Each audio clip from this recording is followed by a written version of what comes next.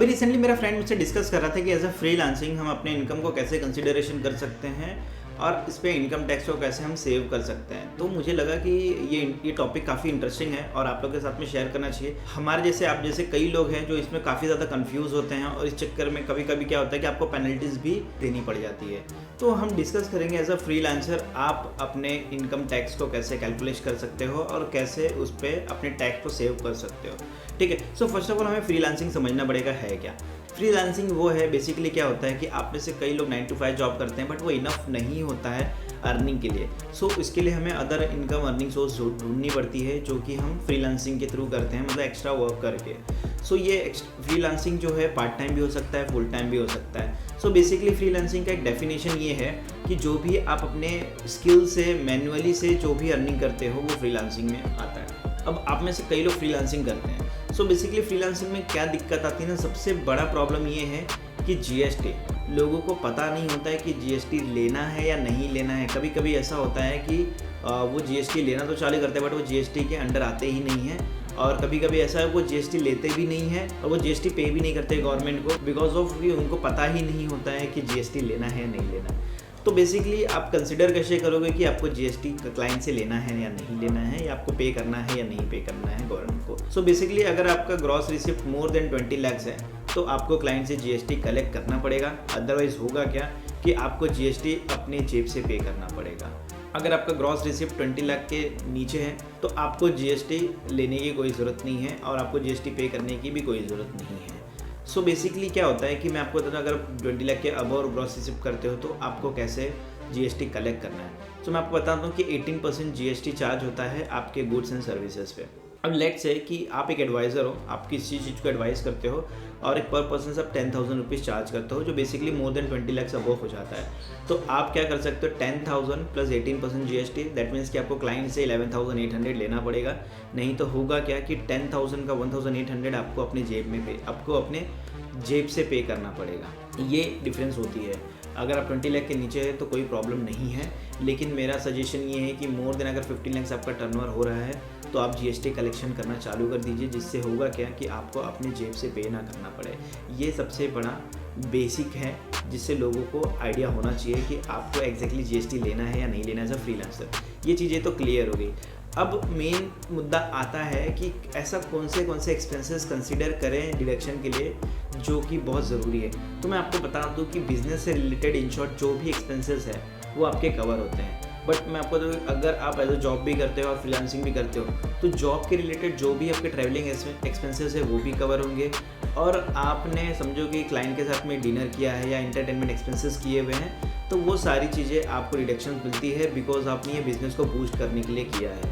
So basically अगर आपके पास mobile number है और उसको पर्सनल भी यूज़ कर रहे हो, बिजनेस के लिए भी यूज़ कर रहे हो तो भी रिडक्शन मिलता है बिकॉज आप उसको बिजनेस पर्पज से यूज़ कर रहे हो। रेंट हो गया आपका, आप रेंट पे कर सकते हो, या आपने कोई असेट परचेस की है, असेट पे तो स्पेसिफिकली आपको 33.3% का आपको डायरेक्टली एक्सपेंस डिडक्शंस मिल जाता है। लेट्स से कि आपने 1 लाख का लैपटॉप लिया हुआ है तो 1 लाख के लैपटॉप पे आपको 33,300 का डिडक्शन डायरेक्टली मिल जाता है एज ए एक्सपेंस, और आपको ये एवरी 3 years तक मिलता है। और इनके अलावा जैसे कि आपने कोई सॉफ्टवेयर बाय किया है या अदर चीज़ें हैं वो भी आपको एज ए एक्सपेंसेस में कंसिडरेशन हो जाता है। सो हम में से कई लोग ऐसे होते हैं कि ना जिनके एक्सपेंसेस बड़े कम होते हैं या मतलब अकाउंटेबल नहीं होते हैं, जिससे हमें आइडिया नहीं होता कि कितने एक्सपेंसेस हो रहे हैं, और होते भी तो बहुत कम होते हैं जिसकी वजह से हमारे को इनकम काफ़ी ज़्यादा शो होता है, जिसकी वजह से आपको हायर टैक्स स्लैब में आना पड़ता है। अब कैसा है कि आप अपने इनकम को कैसे लेस शो कर सकते हो। लेट्स से मैं आपको बता दूं कि अभी 2 क्राइटेरिया है एज पर सेक्शन 44 AD और एज पर सेक्शन 44 ADA। अब ये दोनों हैं क्या, मैं आपको बता दूं कि ये जो टैक्स आते हैं एज पर प्रिजम्पटिव टैक्स के अंडर आते हैं। तो मैं आपको बता दूं कि लेट्स से कि अगर आपकी total gross receipt less than 50 lakh rupees है और आपको पता है कि मेरी इनकम बहुत ज़्यादा 50 लाख के ऊपर नहीं जा सकती है ग्रॉस रिसिप्ट, तो आप क्या कर सकते हो, डायरेक्टली एज पर सेक्शन 44 ADA से डायरेक्टली आप 50% का एक्सपेंस डिडक्शन ले सकते हो। लेट्स से आपकी इनकम 20 lakhs है, ठीक है, तो उस पर आपको एज पर सेक्शन 44 ADA के थ्रू आपको 50% का डिडक्शन मिल जाता है। दैट मीन्स कि आपको 10 lakhs का डायरेक्टली डिडक्शन मिल गया, और जिसकी वजह से होता क्या है कि आपने 10 lakh rupees net income earning की है एज पर इनकम टैक्स। ठीक है, तो आपकी इनकम जो हो गई 10 लाख रुपीज़ हो गई। अब हम में से कई लोग ऐसे होते हैं जिनकी इनकम जो है एक्सपेंसेस भी काफ़ी ज़्यादा होती है, 50% से काफ़ी ज़्यादा होती है। तो उनके लिए क्या है, तो उनको कैसा है, तो as per normal tax regime से जाना पड़ेगा जो भी है। तो उनको करना क्या है कि सारे के सारे एक्सपेंस जो है आपको मेंटेन करने हैं, बुक ऑफ अकाउंट मेंटेन करने पड़ेंगे, जिससे होगा कि आपको हर एक एक्सपेंसेस पता होना चाहिए और अकाउंटेबल होनी चाहिए, जिससे आप एक्सपेंसेस का डिडक्शन ले सके मोर देन 50%। अगर आपकी कम है, लेट्स से कि मैं आपको बता दूं कि आपकी अर्निंग 20 लाख है और आपका एक्सपेंसेस 6 लाख रुपीज़ है, ठीक है, तो आप कैसा है डायरेक्टली सेक्शन 44 ADA के थ्रू डायरेक्टली आप 50% का डिडक्शंस लेते हो। दैट मीन्स कि आपने 4 लाख का एक्स्ट्रा एक्सपेंस कंसिडरेशन करवा दिया है, जिससे आपको जो है आपकी इनकम थोड़ी सी कम हो गई है। सो ये हो गई जो जिसकी इनकम जो है ग्रॉस रिसिप्ट 50 लैक्स के अंडर आती है, ठीक है। अब इसमें से कई लोग हैं जिनकी ग्रॉस रिसिप्ट 2 करोड़ तक हो जाती है, उसके लिए भी एज पर सेक्शन 44 AD का कॉन्सेप्ट आता है। अब इसमें होता क्या है कि अगर आपका ग्रॉस रिसिप्ट 2 करोड़ से लेस देन है, तो आप क्या कर सकते हो, डायरेक्टली आपको बिना बुक ऑफ अकाउंट मेंटेन किए आप डायरेक्टली प्रिजम्पटिव टैक्स के तहत डायरेक्टली इनकम आप कंसिडरेशन करा सकते हो। आपको करना क्या है, सिंपल, जो भी आपका ग्रॉस रिसिप्ट है उस पर आपको 6% का आपको इनकम कंसिडरेशन होता है। अगर आपको बैंक में पैसे आए हुए, डिजिटल पेमेंट आई हुई वो, अगर आपको कैश आया है या नॉन डिजिटल पेमेंट है, उस पर आपको 8% इनकम कंसिडरेशन होता है। लेट्स से कि आपका 1 करोड़ रुपया है, ठीक है, जिसमें से आपको 50 लाख रुपीज़ आपको कैश में मिले हैं और 50 लाख रुपीज़ आपको बैंक में मिले हैं। दैट मीन्स कि आपको 50 लाख पे 8% कंसिडरेशन होगा। इसका मतलब ये होगा कि आपको 4 लाख रुपया, और 50 लाख जो डिजिटल पेमेंट हुआ है उस पर आपको 6% का कंसिडरेशन होगा, जो होता है आपका 3 लाख। दैट मीन्स कि आप डायरेक्टली 7 लाख रुपीज़ कंसिडरेशन आपकी इनकम हो जाती है। इसमें आपको कोई भी एक्सपेंस मेंटेन करने की कोई ज़रूरत नहीं पड़ती है।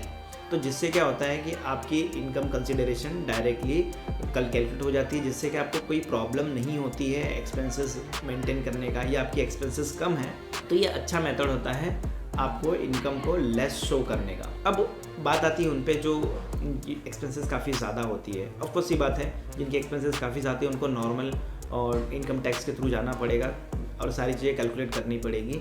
बट जो भी प्रिजम्पटिव टैक्स के अंडर जो सेक्शन 44 AD और सेक्शन 44 जो है ADA के थ्रू नहीं टैक्स फाइल करते हैं, उनको कैसा होता है ना कि एडवांस टैक्स पे करना पड़ता है अगर उनकी टैक्स कैलकुलेशन 10,000 रुपीज़ आती है तो। अब एडवांस टैक्स का फंडा ये है कि जो भी आपका क्वार्टरली 10,000 के अबव अर्निंग है तो आपको एडवांस टैक्स पे करना पड़ेगा एवरी क्वार्टर। ये क्वार्टर डिसाइड होगी 15 जून, 15 सितंबर, 15 दिसंबर और 15 मार्च। अब इसमें होगा क्या कि आपको फर्स्ट ईयर जो है 15% का आपका कंसिडरेशन, मतलब आपको फर्स्ट जो क्वार्टर है आपको 15% पे करना पड़ेगा एडवांस टैक्स, और आपको सेकंड जो क्वार्टर है उसमें आपको 45% आपको पे करना पड़ेगा, और थर्ड क्वार्टर जो है उसमें आपको 75% पे करना पड़ेगा, और फोर्थ क्वार्टर में आपको डायरेक्टली 100% पे करना पड़ेगा। अब इनमें से कई लोग का क्वेश्चन होता है कि मेरा अगर TDS कटता है तो उसमें क्या कर सकते हैं। तो ऐसा है, लेट्स से कि आपकी जो टैक्स कंसिडरेशन आती है करीबन 1 लाख रुपीज़, ठीक है, आपका मतलब मानना है कि 1 लाख रुपए का आपका एडवांस टैक्स हो सकता है। तो आपको क्या है कि फर्स्ट क्वार्टर समझ लो कि आपको नॉर्मली जो है 15% के हिसाब से आपको 10,000 आ रहा है आपका, तो 15,000 आपको पे करना है, ठीक है, आपने पे कर दिया 15,000 रुपीज़। अभी कैसा है कि आपको नेक्स्ट क्वार्टर में जो है 20,000 का TDS मिल गया। अब TDS है क्या, टैक्स डिडक्टेड सोर्स, और ये TDS है ना, कई लोग पीछे भागते हैं, उनको लगता है यार ये तो बहुत बड़ा लॉस है, बट एग्जैक्टली लॉस नहीं है, ये आपके बेनिफिट की बात है। यहाँ पे आपकी टैक्स इनिशियल कट जाती है। जैसे कि आप कई क्लाइंट के पास जाते हो तो क्लाइंट क्या करते हैं कि एक गुड्स जो भी प्रोवाइड करते हो तो उनका भी कैसा वो बड़े लेवल पे होते हैं, तो वो क्या करते हैं आपका TDS काट के आपको चेक प्रोवाइड करते हैं। दैट मीन्स कि लेट्स से कि अगर 10% भी हो सकता है, वो 5% भी हो सकता है, डिपेंड्स अपॉन सिचुएशन। तो मतलब कि समझो कि आपने उनसे 1 लाख रुपए का 2 लाख रुपए का गुड्स लिया, जिसमें से 10% का उन्होंने TDS काट लिया, मतलब कि सिंपल सा मीनिंग है कि आपको 1,80,000 का पेमेंट मिला और सामने 20,000 का आपका TDS कट गया। अब नेक्स्ट क्वार्टर में कैलकुलेशन कैसा आएगा? तो नेक्स्ट क्वार्टर में कैलकुलेशन ऐसा आएगा कि आपने 1 लाख पे ऑलरेडी 15,000 दे दिया था, लेकिन वो कंसिडरेशन नहीं है। आपको क्या करना है, 1 लाख में से 20,000 सीधा सीधा TDS माइनस करना है, मतलब कि अब आपको 80,000 पे करना है। तो सेकंड क्वार्टर में आपको 45% आपको पे करना है, तो मतलब 80,000 का 45% कंसिडरेशन करेंगे तो मेरे ख्याल से 36,000 रुपीज़ आता है। अब 36,000 में ऑलरेडी आपने 15,000 पे कर दिया है, इसका मतलब ये हो गया कि अब आपको जो है जो पेमेंट करनी है वो करीबन हो गई 21,000 की, मतलब आपको 21,000 पे करना है। अब याद रखना है बहुत सारे क्लाइंट जो है एडवांस टैक्स नहीं पे कर पाते, इससे होता क्या है कि आपको 1% का पेनल्टी चार्ज होता है every month as a interest. तो यही सारे कैलकुलेशन है जिसके बेस पे आप अपनी इनकम कंसिडरेशन कर सकते हो। इनके अलावा आप और सारा का सारा टैक्स ज़ीरो पे करना चाहते हो तो मैंने ऑलरेडी इसके ऊपर वीडियो बनाई है, लिंक नीचे डिस्क्रिप्शन में मैं आपको मेंशन कर दूंगा, जिसके थ्रू आपको चीज़ें क्लियर हो जाएगी। और टैक्स स्लैब भी मैंने एक्सप्लेन किया है, वो भी आपको डिस्क्रिप्शन में मैं मेंशन कर दूंगा।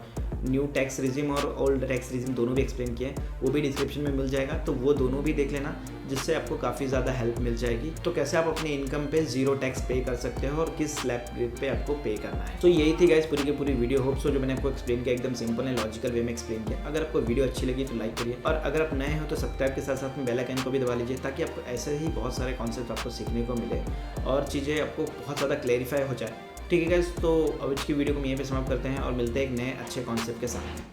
धन्यवाद।